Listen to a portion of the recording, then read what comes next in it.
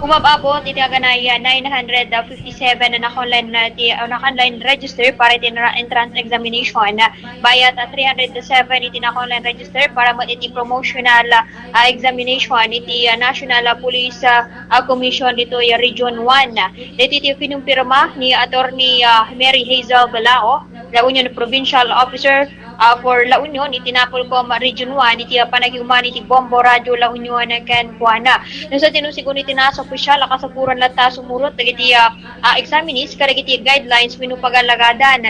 No sa dino dagitoy dagiti sumagmamano nga pagalagadan nga nait nagarod manipul iti national office iti pailaang National Police Commission.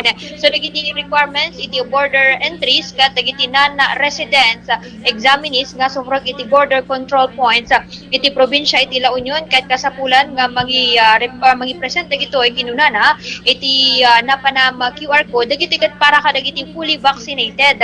So dati gamit kat adadati fully vaccinated can not fully vaccinated.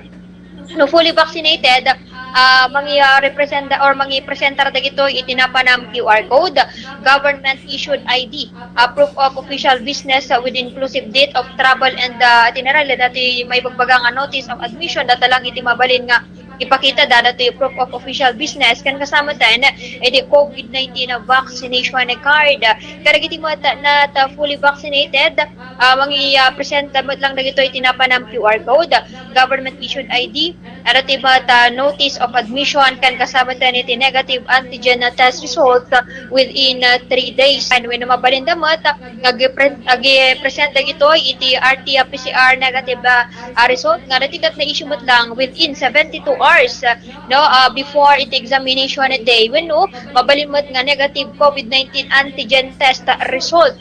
So dagita iti mabalin nga i-presentar dagiti man examinees iti examination venue.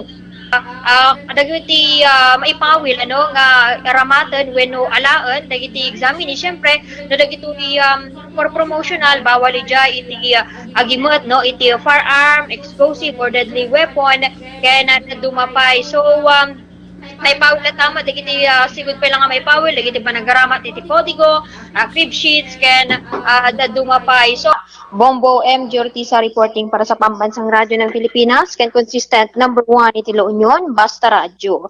Bombo.